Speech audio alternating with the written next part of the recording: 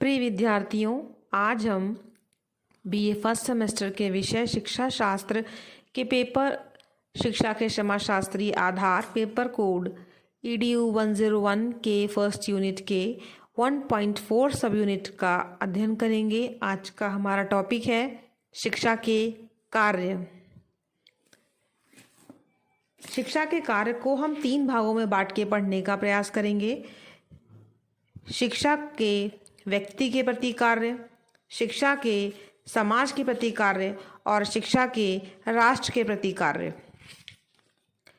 सबसे पहले शिक्षा व्यक्ति को शिक्षित करती है, इसीलिए हम शिक्षा के व्यक्ति के प्रति कार्य का अगर हम चर्चा करें तो हम इसमें देखेंगे कि प्राणी जगत में मनुष्य परम शक्ति की सर्वोत्तम कृति है और उसको शिक्षित करने का कार्य शिक्षा के माध्यम से किया जाता है। उसके अंदर गुणों का विकास, उसके व्यक्तित्व का विकास, उसके जीवन का विकास शिक्षा के माध्यम से किया जाता है।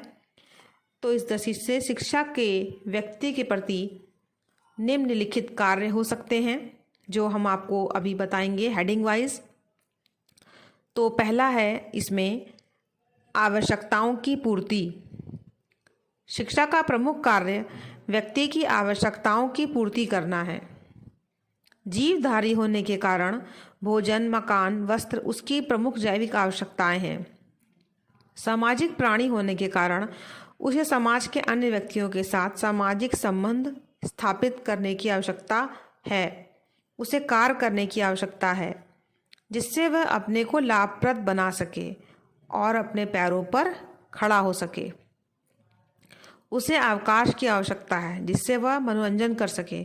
उसे संघर्ष एवं प्रतिस्पर्धा की आवश्यकता है जिससे कि वह उन्नति कर सके। उसे अवसर की आवश्यकता है जिससे वह अपनी विशेष योग्यताओं का विकास कर सके।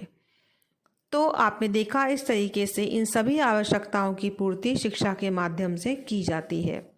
नंबर 2, आत्मनिर्भरता की प्राप्ति। मानव जीवन में शिक्षा का कार्य व्यक्ति को आत्मनिर्भर बनाना है।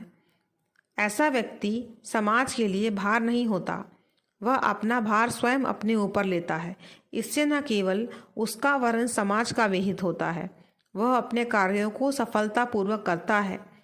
परिणाम यह होता है कि वह जीवन में उन्नति करता है, साथ ही अपने कार्यों को सफलतापूर्वक करने के कारण वह समाज की उन्नति में भी योगदान देता है।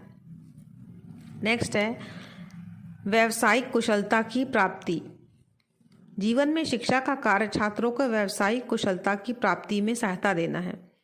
इस समय हमारे देश का बड़ी तेजी से औद्योगिकरण हो रहा है, इसीलिए वैज्ञानिकों, शिल्पियों और इंजीनियरों की बहुत बड़ी संख्या की आवश्यकता है। यदि शिक्षा छात्रों को किसी व्यवसाय में कुशल बना देगी तो इससे 2 लाभ होंगे। छात्र देश के उत्पादन में वृद्धि करेंगे, साथ ही उन्हें नौकरी मिलने में कोई कठिनाई भी नहीं आएगी और उनकी जीविका की समस्या भी हल हो जाएगी। हमारा नेक्स्ट पॉइंट है भौतिक संपन्नता की प्राप्ति। शिक्षा का कार्य व्यक्तियों को भौतिक संपन्नता प्रदान करने में सहायता देना है। आज के भौतिकवादी युग में यदि शिक्षा यह कार्य नहीं करती तो उसे व्यर्थ समझा जाता है। आजकल सभी माता पिता यह चाहते हैं कि उनके बच्चे शिक्षा प्राप्त करने के बाद जीवन में उच्च स्थान प्राप्त करके अच्छा जीवन व्यतीत करें, और यह कार्य शिक्षा करती है।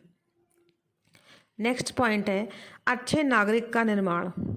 शिक्षा का कार्य उत्तम नागरिकों का निर्माण करना है। आज हमारे देश धर्मनिरपेक्ष प्रजातंत्र है, अतः आवश्यकता है कि छात्रों में शिक्षा, स्पष्ट विचार, अनुशासन, सहनशीलता, सहयोग, देश प्रेम आदि गुणों का विकास करे। तभी शिक्षा छात्रों को उत्तम नागरिक बनाकर प्रजातंत्र को सफल बना पाएगी।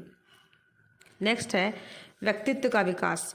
शिक्षा का कार्य छात्रों के व्यक्तित्व का विकास ही नहीं बल्कि सर्वांगीण विकास करना है, और शिक्षा इस कार्य पर प्राय सभी शिक्षाविदों के द्वारा बल दिया जाता है और शिक्षा यह कार्य अच्छे से करती भी है।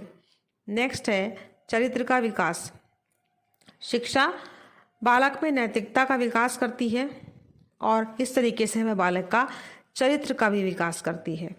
अतः आपने देखा कि अब आप देखिए नेक्स्ट पॉइंट है हमारा जीवन के लिए तैयार करना। शिक्षा जीवन की तैयारी है। शिक्षा का कार्य है कि बच्चों को जीवन के लिए तैयार करना, ताकि शिक्षा यह कार्य नहीं यह कार्य इसलिए करती है कि व्यक्ति आने वाले जीवन में कठिनाइयों का सामना ना करें और संघर्ष से अपने जीवन को एक नई दिशा दे सके। वातावरण से अनुकूलन। वातावरण में जड़ और चेतन दोनों शिक्षा देने वाले होते हैं। वातावरण से अनुकूलन न कर सकने के कारण निम्न और वर्ग के पशु नष्ट हो जाते हैं। इसी कारण शिक्षा व्यक्ति को इस योग्य बनाती है कि वातावरण के साथ अपना अनुकूलन अच्छे से कर सके। नेक्स्ट है मूल्यों का विकास। शिक्षा व्यक्ति के अंदर बहुत से मूल्यों का विकास करती है, जिससे कि वो एक योग्य नागरिक बनकर अपने और अपने समाज और राष्ट्र के लिए योग्यता से कुछ अच्छा कर सके। तो आपने देखा कि ये जितने भी कार्य मैंने आपको बताए ये व्यक्ति के प्रति कार्य हैं। शिक्षा व्यक्ति के प्रति क्या कार्य करती है, ये सभी बिंदु व्यक्ति के प्रति कार्य हैं। ठीक है, अब हम लोग शिक्षा का समाज के प्रति क्या कार्य है ये देखेंगे। इसको भी हम लोग कुछ हेडिंग के माध्यम से ही समझने का प्रयास करेंगे। तो आइए देखें कि समाज के प्रति शिक्षा के क्या कार्य हैं। ठीक है, हमारा पहला हेडिंग है सामाजिक विरासत का संरक्षण।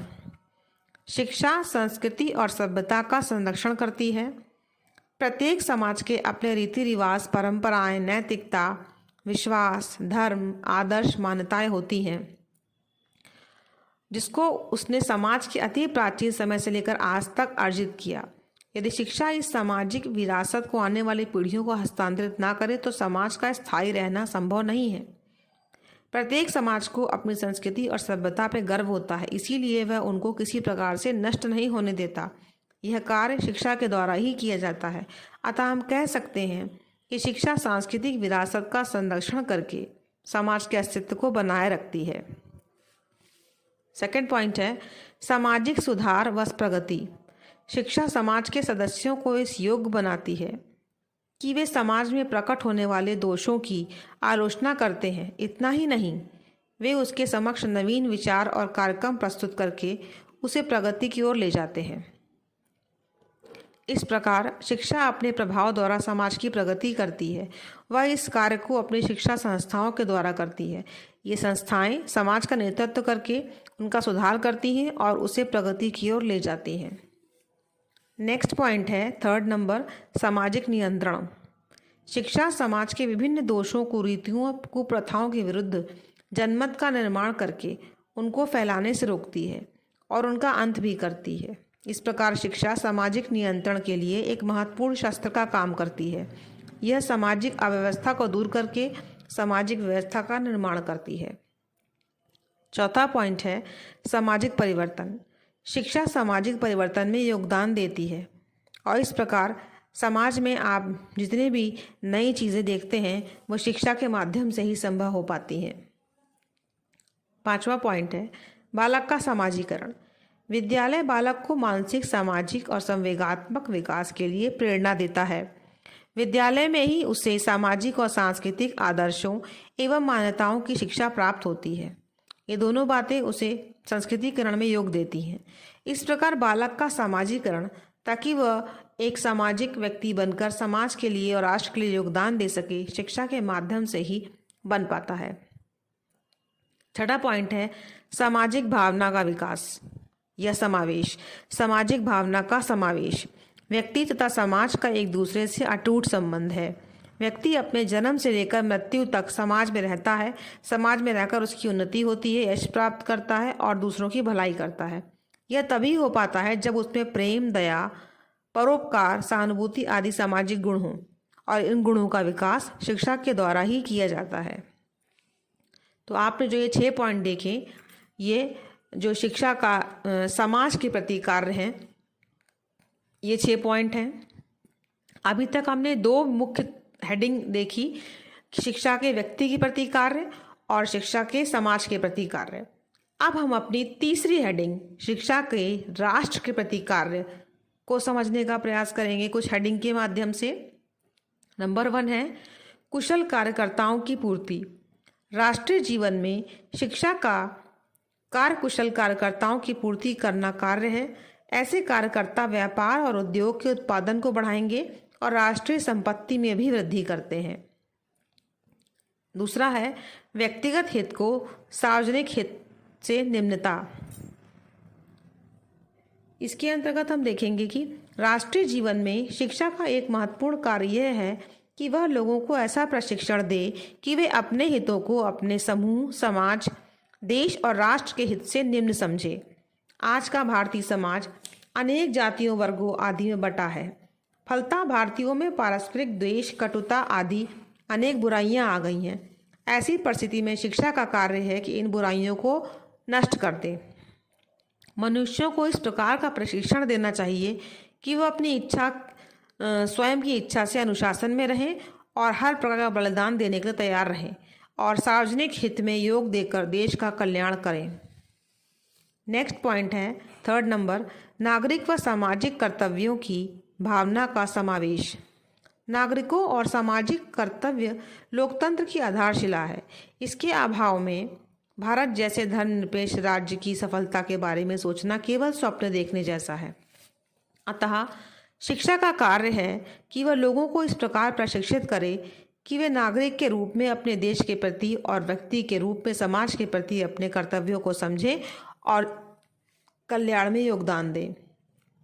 4था पॉइंट है राष्ट्रीय विकास। शिक्षा द्वारा राष्ट्रीय विकास संभव है। इसीलिए यदि भारत राष्ट्रीय विकास चाहता है तो उसे शिक्षा की योजनाओं को प्राथमिकता देनी होगी।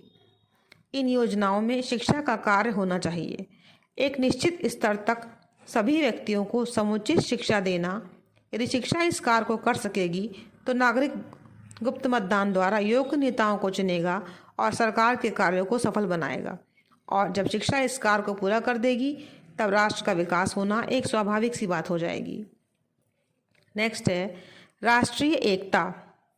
शिक्षा को राष्ट्रीय एकता का आधार कहा गया है क्योंकि शिक्षा के ही माध्यम से राष्ट्रीय एकता के अंतर्गत आने वाले कई बंधनों जैसे कि सांप्रदायिकता, जातीयता आदि को शिक्षा नष्ट कर देती है और इस संकीर्ण विचारधारा को समाप्त करके सभी को राष्ट्रीय एकता के बंधन में बांध देती है।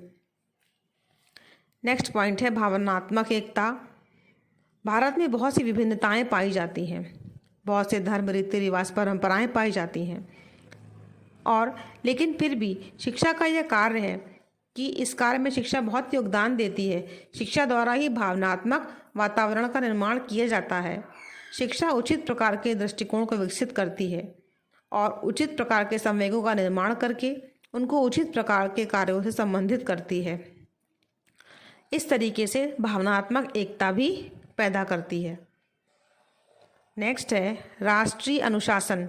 शिक्षा द्वारा राष्ट्रीय अनुशासन के कार्य पे बहुत बल दिया गया है। हमने अपनी स्वतंत्रता कुछ ही वर्षों पहले प्राप्त की। उसे बनाए रखने के लिए बहुत परिश्रम और सतर्कता की आवश्यकता है। इस तरीके से इस कार्य में शिक्षा बहुत योगदान देती है और राष्ट्रीय अनुशासन में रहकर ही हम अपने देश की स्वतंत्रता की रक्षा कर सकते हैं।